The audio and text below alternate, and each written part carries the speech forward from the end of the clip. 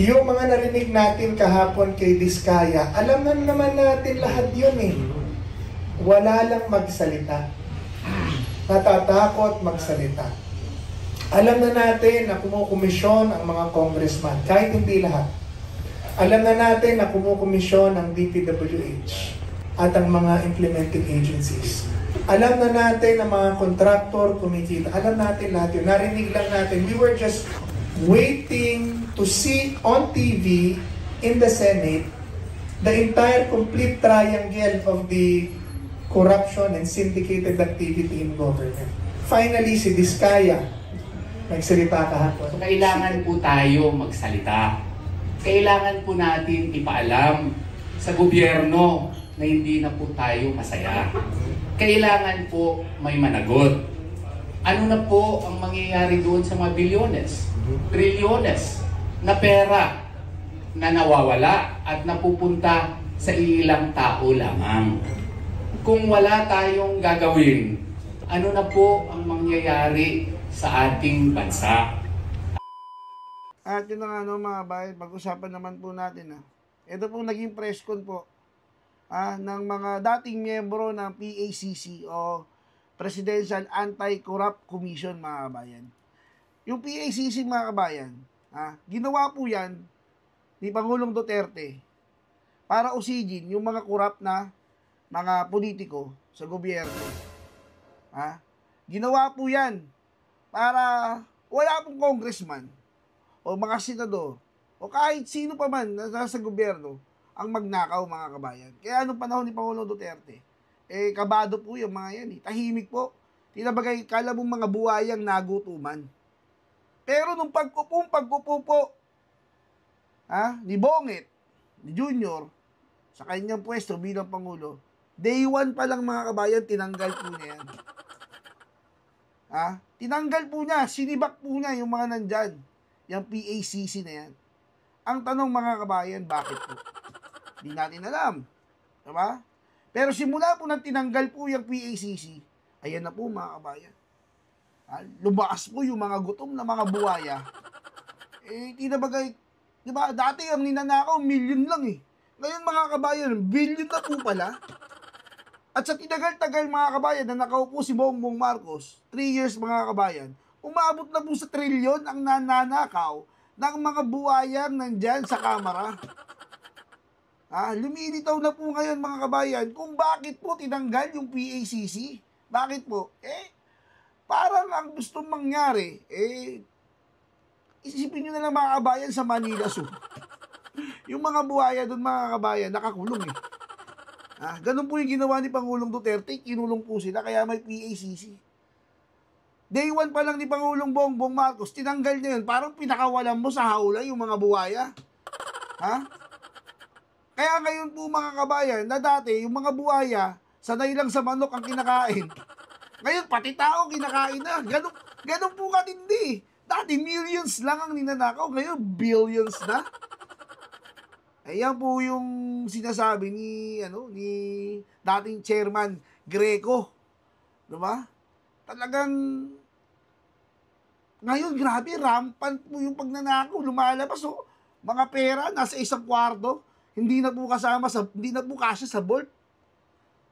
Kailangan umarkila na ng kwarto dahil doon ilalagay yung napakatindi po, mga kabayan. Kaya napapaisip ako kaya pala tinanggal yung PACC, no, mga kabayan? Para maging maluwag ang nakawan sa gobyerno. Tapos yung Pangulo, ini-interview, iiyak-iyak pa sa interview Kaya, grabe naman yung ninanako sa taong bayan. Bahang-baha. Kasi ganito. Kasi engot ka, sir. Diba? Sa lahat ng nangyayari sa bansa, lagi ka pong walang alam Diba? Pumasok ang ICC, ay hindi ko alam yan. Wala akong alam dyan. Kinuha si Pangulong Duterte, kinidnap, dinala sa dahig, ay wala akong alam dyan. Hindi ko alam yan. Pinasok yung simbahan ni Iboloy. Ay, hindi ko alam yan. Wala akong alam dyan Diba? Nagkabukay niya sa flood control. Ay, wala akong alam dyan. Alam mo, sir, ikaw lang po yung presidenteng walang alam. Di ko alam kung engot ka o nag-iingot-ingotan. Ang tindi mo, sir, lahat hindi mo alam. Paano ka naging Pangulo? Ay, hindi ko rin alam kung ano ka Pangulo. Walang joke. Napakatindi eh. Di ba? Walang kalam-alam sa lahat ng nangyayari. Kaya nga nung isa dating video, di ba? Buti ba yung presidente ng Korea, alam niya yung nangyayari sa bansa natin, kaya pinull out niya yung papautang niya sana sa bansa. Di ba? Pinull out niya yung pera eh. 7 trillion won. Ay, di, kunin na natin yan kasi kurap yung gobyerno eh, ng Pilipinas. Buti pa siya alam, ikaw hindi mo alam, sir. Ganyan ka pinapaikutan ng mga tao mo, sarili mong pinsan. Ay, hindi ko alam na nagdala. Walang joke. Ito mga kabayan, panoorin niyo po ha. Yung naging press con ni Sir Greco, na dating chairman ng PACC, Presidential Anti-Corrupt Commission, na tinayo po ni Pangulong Duterte, na tinanggal ng ating walang kalam-alam na Presidente Bongbong Marcos. Sir Greco, pasok. Ka po, Chairman Greco Belli, ka po na pinirelease po ng Tugong Dakilang Samahan and former Chairman of the Presidential Anti-Corruption Commission. Sa unang inabolish. Yeah, correct. Sabi ko kahapon, si Senator Marcoleta, parang PACC, masyadong ginalingan, dinamay pati din ng Congress, ayun, una ding inabolish. But anyway, I am here because I love my country and I love the future and I want a better future for my children. Hindi na rin sa galit. Kung tayo magkasama-sama, hindi na yung sa galit. Yun na lang sa pag-ibig sa ating bayan. Wala ko tayong patutunguhan ng ganito eh. Ang politiko are unrestrained. Ang nag-iimbestiga ang dapat imbestigahan. Yung mga narinig natin kahapon kay Diskaya, alam na naman natin lahat yun eh. Wala lang magsalita. Natatakot magsalita. Alam na natin na kumukomisyon ang mga congressman, kahit hindi lahat. Alam na natin na kumukomisyon ang DPWH at ang mga implementing agencies. Alam na natin na mga contractor kumikita. Alam natin lahat yun. Narinig lang natin. We were just waiting to see on TV in the Senate the entire complete triangle of the corruption and syndicated activity in government. Finally, si Diskaya nagsalita kahapon. She can lie, yes. She can also tell the truth. Pero ang gusto natin malaman, at this point, ano ba talaga ang totoo? Diba? Sino ang maghahanap ng katotohanan? Dahil kahapon nato si Toby Chanco, congressman, insider, corroborating his evidences and his statements with the statements of Diskaya. Ando din ang DPWH, uma-agree sa lahat ng sinasabi nila na mayroong mga anomalya. Ano pa? All we need to do right now, kaya po, saan tayo pupunta? Now, to give chance to the congressmen and to the officials who were mentioned, I think delicadeza for them to at least take a leave of absence and give a report or give out to the media a 10-year salary. 10 taon salary nila, give it to the media para ma-examine natin and then sign a waiver of their bank accounts para mapatunayan lang natin na hindi talaga sila nagpayaman sa kanilang pwesto. And then legally ask the ombudsman to do an impartial probe on them. And then, sali tayo sa People's Congress. Lahat ng Pilipino. Sali tayo, pag-usapan natin. Pag nakita na nito, pag nakita na po natin kung ano talaga nangyari, papayag ba tayo na araw-araw na lang tayong sampalin ng mga opisyal na nagnanakaw ng pera ng bayan at kinabukasan ng ating bansa? Sinasampal tayo araw-araw na nananatili sila dyan at nagtatago. Can you imagine what they did today? After the revelation of Diskaya, they now formed their own investigating committee, yung Infracom, sila ang dapat, sila ang nasasakdal. Pero sa mo sila isasampay. Ito sabihin po, these are powers that we really have to work on reducing from government. That this will not stop. Patay na tayo, ganito pa rin to pag hindi nagbabago. Mga anak natin will inherit the same thing. That's why I am here today to add my voice to the many voices of the people protesting. Thank you, Greco. Okay, now let's listen to Mr. Rama. He asked him how old he is, unwell. Let's see. How many minutes? Yeah. Make it 2. Yeah. I want to be very clear. I have my staff. How many minutes am I allowed to speak? Guys, I just want to remind you, because after this, the media will be asking. Alright. Go ahead, man. Mike. How many minutes? Go ahead. No, I want to be... Okay. 5. Magandang umaga, bayan. Ayong buntag, mga kaigsuunan. Good morning. Morning. I came from Cebu. I only have a few hours sleep because I love as my partner to my right. I love my country. I wish to see the spirit of heroism, nationalism, patriotism, really in the real sense.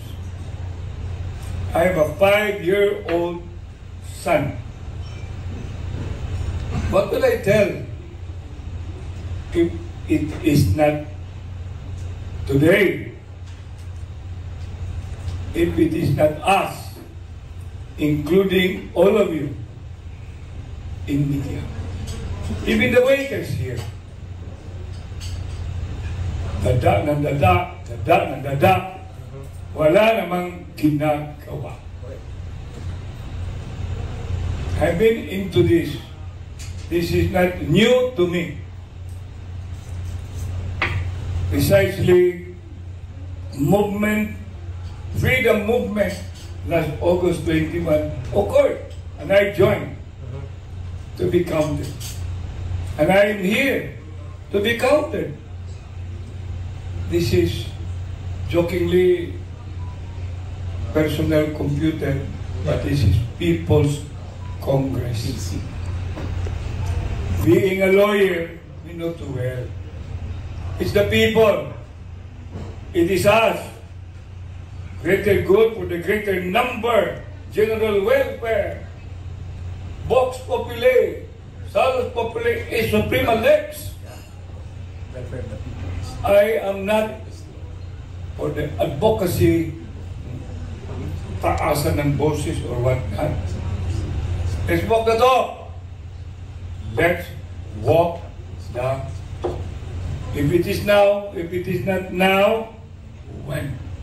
If it is not us, who? I am ready to be roasted, grilled. Do I have still 2 minutes, but I do not want to spend it in difference. Meron pa kong 2 minutes, but I would rather bring it to question and answer.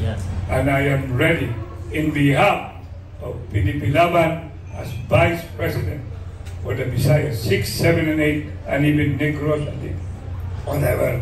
Thank you very much. Good morning. Thank you. Maayong buntag. Good morning, everyone. I am here this morning to likewise contribute whatever voice I may have in this society to my fellow PDP Laban members and officers. No? Alam ko po yung taong bayan ay hindi na po nasisiyahan. Alam ko rin po na marami po sa atin ay ayaw nang makialam dahil sa kailangan nila magtrabaho, wala na silang oras para po sa ating bayan. Alam ko na ginugugol nila ang kanilang oras para lamang kumita, para meron silang pagkain kinabukasan. Pero tayo po ay Pilipino. Tandaan po natin si Jose Rizal, doon po sa kanyang libro, The Philippines a Century Hence. Ang sabi niya, the free press daw, as well as free speech will keep the government be informed of the opinion of the people. So kailangan po tayo magsalita. Kailangan po natin ipaalam sa gobyerno na hindi na po tayo masaya. Kailangan po may managot. Ano na po ang mangyayari doon sa mga bilyones, trilyones na pera na nawawala at napupunta sa ilang tao lamang?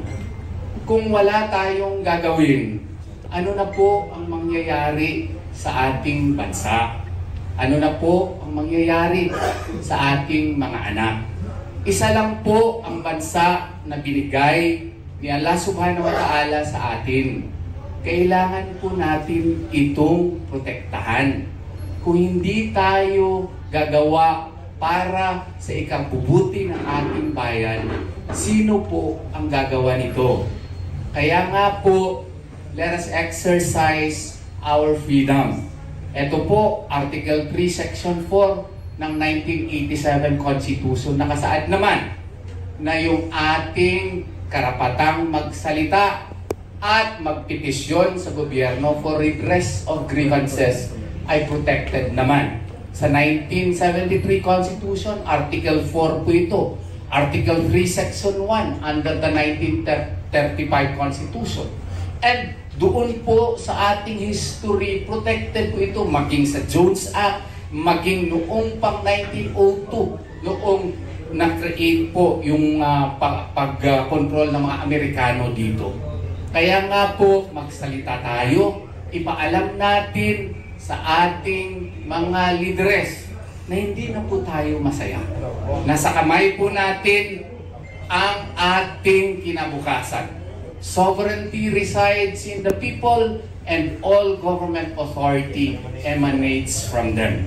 Kaya ipaalam natin sa gobyerno, tama na po, grabe na ang korupsyon. Magsalita tayo, let us work for what is for our country, what is the best for our country. Maraming salamat po, Attorney Israelito Bobetorion po. Good morning po, I'm Engineer Henry Sabate, a legitimate contractor and the founding chairman of iCare PH Advocates Incorporated. Ang organizations po namin is national level, including international. Marami po tayo, organized na po yung organizations natin at ang advokasya po natin ay humanitarian. Marami at naapektuhan na po ang buong bansa sa mga corruptions na nangyayari sa ating lipunan. Kami po ay handang tumulong kung hindi kayang gawin ng ating gobyerno. Nandito po kami, itong organizations namin na non-stock non-profit. Willing po kami makikipag-collaborate sa mga taong naapektuhan at willing po kami tulungan po sila sa abot ng aming makakaya. Ako po ay nagpapasalamat na ang isang kaibigan ko po na si Curly Discaya ay nag-testify na po at alam ko po ang lahat na sinasabi niya ay totoo bilang isang kontratista po. In fact, kaibigan ko po siya. Lahat ng sinasabi niyang corruption at lahat ng sinasabi niyang structure ng type of corruptions, totoo po yan. Yung mga sinasabi niya, mga DPWH na alam mo itong mga SOP, totoo po yan. Mas naniniwala at kapani-paniwala ang mga sinasabi ni Curly Discaya at yung mag-asawa rather than doon sa mga dinidepend ng mga DPWH and mga congressman.